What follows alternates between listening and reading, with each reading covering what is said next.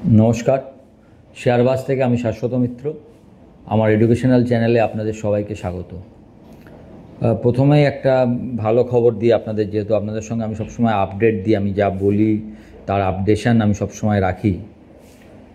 আপনাদেরকে বিজয়া দশমীর পরে একটা শেয়ারের কথা বলেছিলাম, যে আপনারা এই শেয়ারটাকে মাথায় রাখতে পারেন। ওরিয়ন প্রো বলে 1146 টাকা দাম ছিল, শেয়ারটা আজকে 1222 টাকা 80 পয়সা হাই করেছে।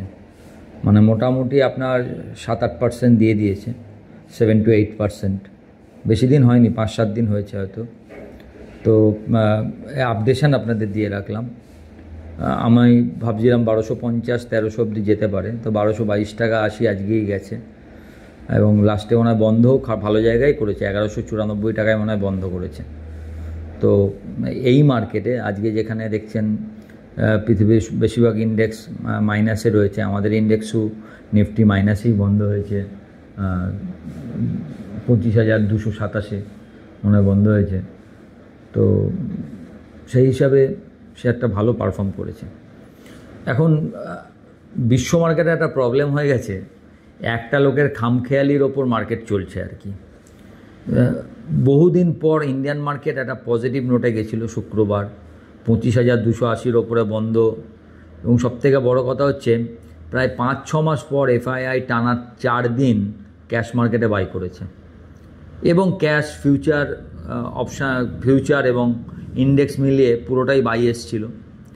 যদিও বায়ের পরিমাণ কম, এবং আপনার যদি বলেন শর্ট পজিশান কি আপনাদের লং পজিশান কি এফআইআর বেড়েছে, না, লং পজিশান সেই 7.5-8%ই রয়েছে, বাড়ায়নি এফআইআই। কোনো একটা খবরের জন্য হয়তো ওয়েট করছে, বাড়াচ্ছে না। তবু অন্তত এফআইআই বিক্রিটা কমে এসেছিল। ডিআইআই তো টানা আমাদের মার্কেটের সঙ্গে রয়েছেই, সেই সব মিলিয়ে মার্কেটে একটা মোমেন্টাম তৈরি হয়েছিল। আপনাদের মনে থাকবে হয়তো যেদিনকে মার্কেট নিচে যাচ্ছিল, আপনাদের আমি যারা আমার টেলিগ্রাম চ্যানেলের সঙ্গে যুক্ত তাদেরকে লিখেছিলাম আজকের দিনেই হয়তো মার্কেটের লো হতে পারে। সেদিনেই 650 না 640 লো করে মার্কেট ওই দিনই লো করে, এবং পরের দিন থেকে বাড়তে বাড়তে আজকে এখানে এসে বন্ধ হয়েছে। আজকে সামান্য 50 পয়েন্ট নিচে হয়তো 25,230 বন্ধ হয়েছে, 230-এর আশেপাশে। এটাও ভালো, 25,200 ওপরে মার্কেট অলওয়েজ পজিটিভ। কিন্তু একটা মানে কি বলুন তো, আমরা তো ডাটা রাখি আর প্রতিটা ইভেন্টকে মনে রাখি। আপনি যদি লাস্ট 6 মাস দেখেন, আপনার ভয় দেখানোর জন্য, মানে এটা কালকে না হলে আমি খুশি হব, কিন্তু দেখা গেছে ইন্ডিয়ান মার্কেট সবসময় একদিন পরে গিয়ে পড়েছে। মানে যেদিনকে ওয়ার্ল্ড মার্কেট পড়ছে সেদিন ইন্ডিয়া ভালো রেজিলিয়েন্স দেখিয়েছে। এর আগের ঘটনাগুলো ভাবুন, যেদিন ডোনাল্ড ট্রাম্প প্রথম ট্যারিফ ঘোষণা করলেন, আমাদের মার্কেট ভালো পারফর্ম করলো, আমরা বললাম যাকগে ইন্ডিয়ান মার্কেট রেজিলিয়েন্স দেখিয়েছে, পরের দিনই মার্কেট পড়লো। তো আশা করি কালকে সেই ঘটনাটা রিপিট করবে না, হোপ ফর দ্য বেস্ট। সেই ঘটনা রিপিট যাতে না করে সেটাই চাইছি। তবু ডাটা হিসাবে আপনাদের বললাম, ডাটা যা বলে, ডাটার তো কোনো বায়াসনেস নেই। আমাদের বায়াসনেস আছে, মার্কেট ওপরে যাচ্ছে নিচে যাচ্ছে, ডাটার বায়াসনেস নেই। কিন্তু কালকে শেয়ার মার্কেটে আপনারা যদি শুক্রবার দিন থেকে থাকেন, ডাও প্রায় 300-400 পয়েন্ট ওপরে ছিল। ওই ট্যারিফের যেই ঘোষণা 1-2 ঘন্টার মধ্যে থেকে নামতে নামতে প্রায় 900 পয়েন্ট নিচে। এটা তো তাও মার্কেটে, শেয়ার মার্কেটে হয়েছে।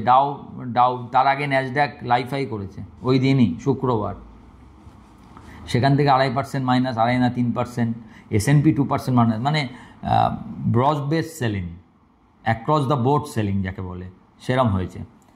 এই মার্কেটে তো কিছুই নয়। আপনি চিন্তা করুন কি হয়েছে ক্রিপ্টো মার্কেটে। ক্রিপ্টো মার্কেটে বলছে $20 বিলিয়ন মানে শেষ হয়ে গেছে। 7 মিলিয়ন পিপল লস দেয়ার এভরিথিং, মানে সমস্ত কিছু জিরো হয়ে গেছে 7 মিলিয়ন পিপলের।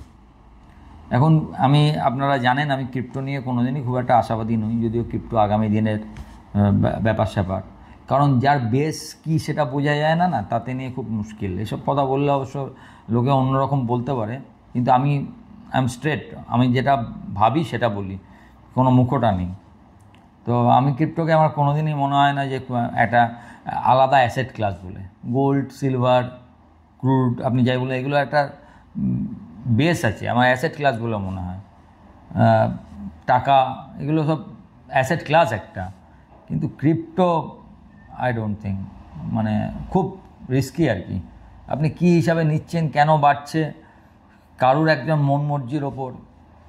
আপনি হয়তো দেখেছেন এই খবরটা হয়েছে যে ডোনাল্ড ট্রাম্প ঠিক এটা অ্যানাউন্সমেন্টের আধ ঘন্টা আগে একজনের অ্যাকাউন্ট খুলেছে এবং সেখানে প্রচুর পরিমাণ ক্রিপ্টো শর্ট হয়েছে এবং 2 ঘন্টার মধ্যে সে প্রায় কত $90 বিলিয়ন না কত লাভ করেছে, 90 মিলিয়ন হবে হয়তো, $90 মিলিয়ন এরকম কিছু একটা লাভ করেছে।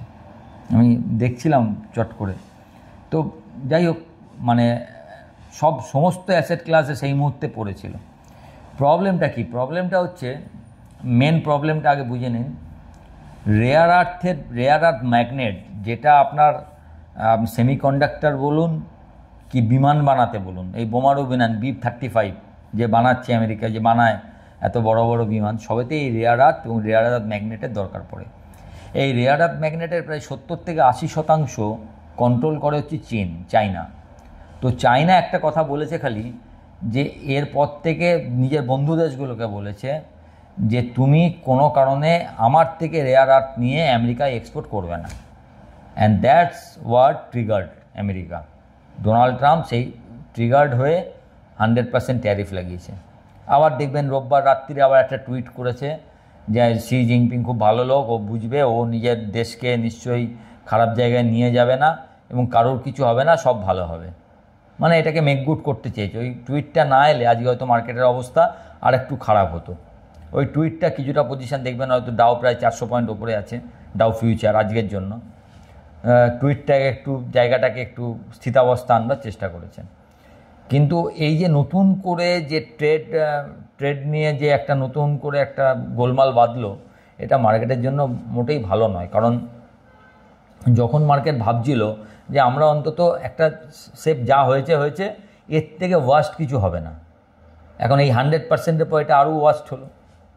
এখন কালকে হঠাৎ করে যদি চায়নার নামে কিছু করতে পারে, আমি আপনি ভয় পেতে পারি কবে আবার ইন্ডিয়ার নামে আরেকটা কিছু করলো। ইন্ডিয়াও কথা শুনছে না, ইন্ডিয়া তো তেল কিনেই যাচ্ছে, ইন্ডিয়াও কোনো কথা শোনে না।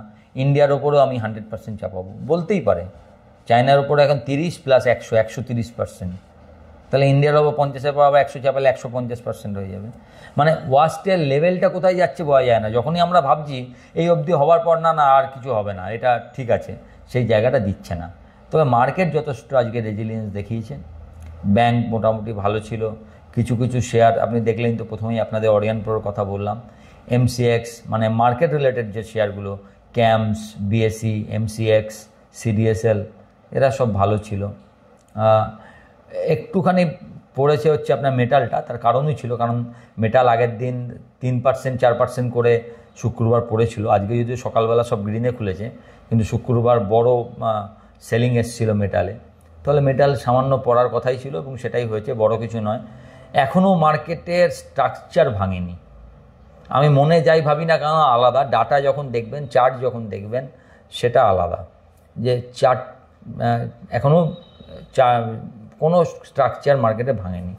As long as market is above 25,000, বিশেষ করে 25,075, এটা খুব বড় লেভেল। 25,075-এর ওপরে যতক্ষণ মার্কেট রয়েছে, মার্কেট পজিটিভ আছে এবং মার্কেট ওপর দিকেই ভাবতে হবে, টেকনিক্যালি ওপর দিকে ভাবতে হবে। 25,450, 450 এবং সেটা পেরোলে আগে সেই 25,669 যে হাইটা করেছিল সেই অবধি মার্কেট যায় কি না সেটা দেখতে হবে। এবার দু একটা প্রশ্নের উত্তর দিই। আগের দিন একটা ভিডিও করেছিলাম আপনাদের লার্নিংয়ের জন্য, সেখানে একজন জিজ্ঞাসা করেছেন টাইম ফ্রেমটা কী হবে।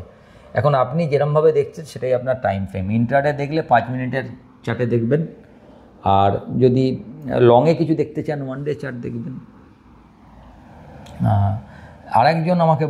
আরেকজন একটা প্রশ্ন করেছেন, দেখলাম ব্লক ডিল নিয়ে, যেখানে বিভিন্ন বড় বড় ব্লক ডিল হচ্ছে এবং যেখানে সাধারণত হয় কি, সাধারণ লোক ব্লক ডিলে বিক্রি করলো, কোনো বড় সংস্থা নিল, আমরা পজিটিভ হই। যেখানে একটা বড় সংস্থা বেচছে আর একটা বড় সংস্থা নিচ্ছে, সেখানে কি হবে উনি সেটা জানতে চেয়েছেন। আপনি যদি আমার ভিডিও দেখে থাকেন, আমি একটা কথা বলি, এই মার্কেট এত ইন্টারেস্টিং কেন জানেন? কারণ this is the only place in the world যেখানে in same point of time, একই পয়েন্ট অফ টাইমে দুটো কমপ্লিটলি বিপরীত ভাবনা হয়। তবেই বাই সেলটা হয়। আপনি কোনো শেয়ার বাই করছেন মানে কি, আপনি ভাবছেন ওপরে যাবে, আর আমি কোনো শেয়ার সেল করছি মানে কি, আমি ভাবছি সেইখান থেকে ওটা নিচে যাবে।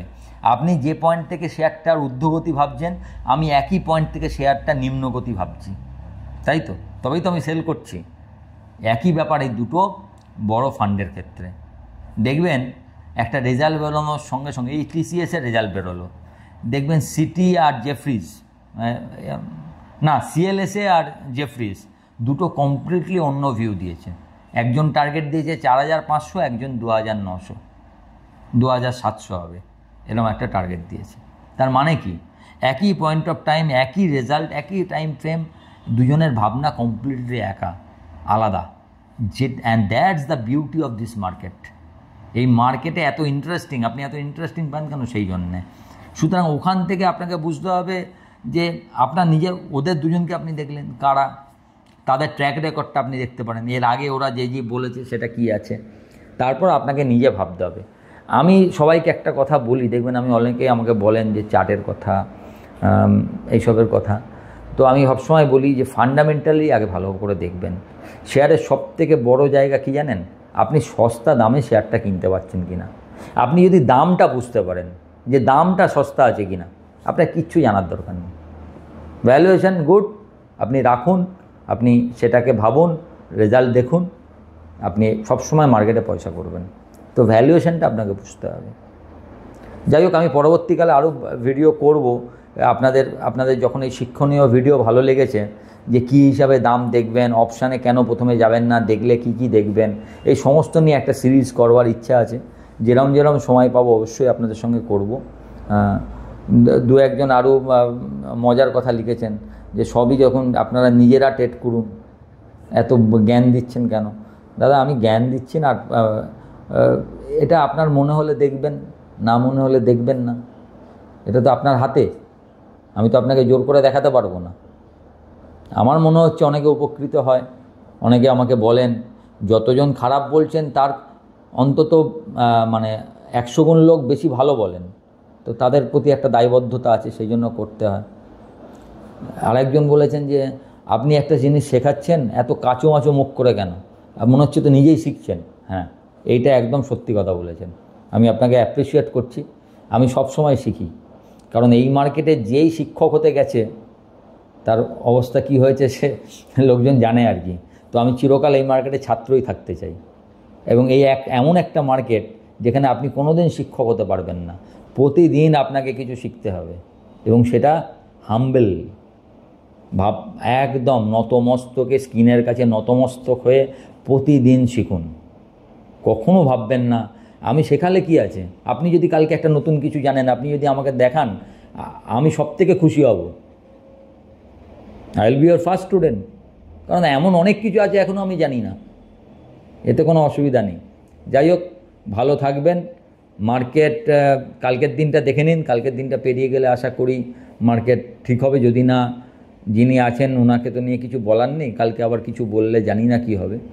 এমনি এখনও পর্যন্ত মার্কেট রেজিলিয়েন্স দেখিয়েছে, ফিঙ্গার ক্রস, কারণ আমাদের মার্কেট সবসময় একদিন পরে রিয়াকশান দিয়েছে। আশা করি এবারে সেটা হবে না। Let's see what happen. ভালো থাকবেন, নমস্কার।